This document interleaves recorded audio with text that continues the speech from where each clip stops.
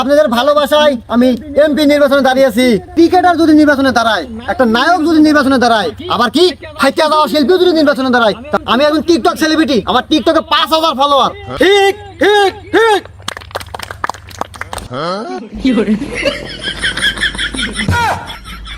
এই জনগণ, এমপি সাহেব আমাদের মাঝে আগমন নিয়েছেন, সবাই স্লোগান দেন, এমপি সাহেবের আগমন, এমপি সাহেবের আগমন, এমপি সাহেবের আগমন, এমপি সাহেবের আগমন।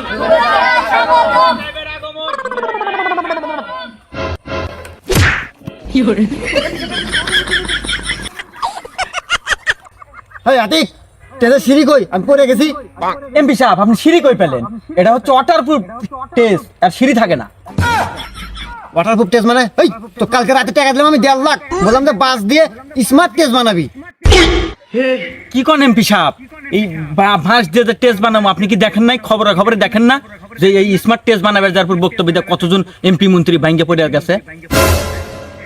ও, আমি তো সেটা খেয়াল করি নাই। যাক, এবার একটা বিড়ালের বাচ্চার মতো কাজ করেছিস।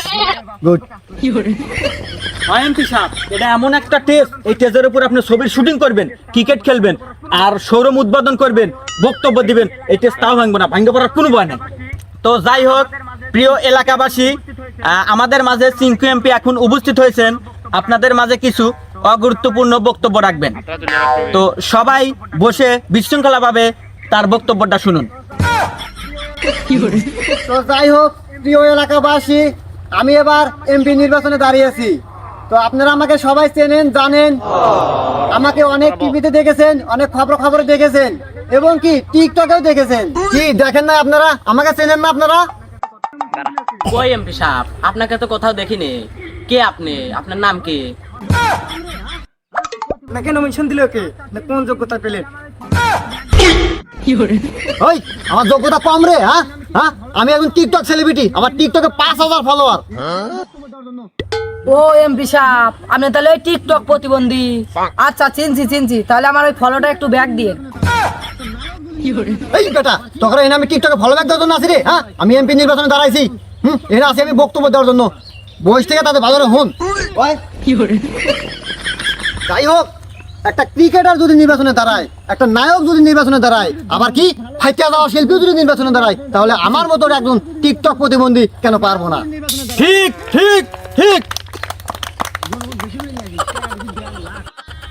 যাই হোক আতিক, বাসন যে দিমু, জনগণই তো নাই। তোকে যে কালকে কইলাম জনগণ বেশি করে নিয়ে আসিস, টাকা দিছি 1.5 লাখ, এই যে বাসন দিমু, শুনবো কেটো?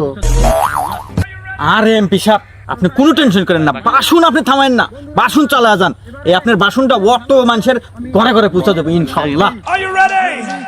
তো যাই হোক ভাইরা আমার, বন্ধুরা আমার, এবারে আপনাদের ভালোবাসায় আমি এমপি নির্বাচনে দাঁড়িয়েছি। তো আপনারা যদি ভোট দিয়ে জয়যুক্ত লাভ করেন, তাহলে কথা দিচ্ছি সামনে আপনাদের জন্য ভালো ভালো প্রতিবন্ধী মার্কা টিকটক উপহার দেবে ইনশাআল্লাহ। ঠিক ঠিক ঠিক। তো যাই হোক, এবারে নির্বাচনে যদি আমি জয়লাভ করতে পারি,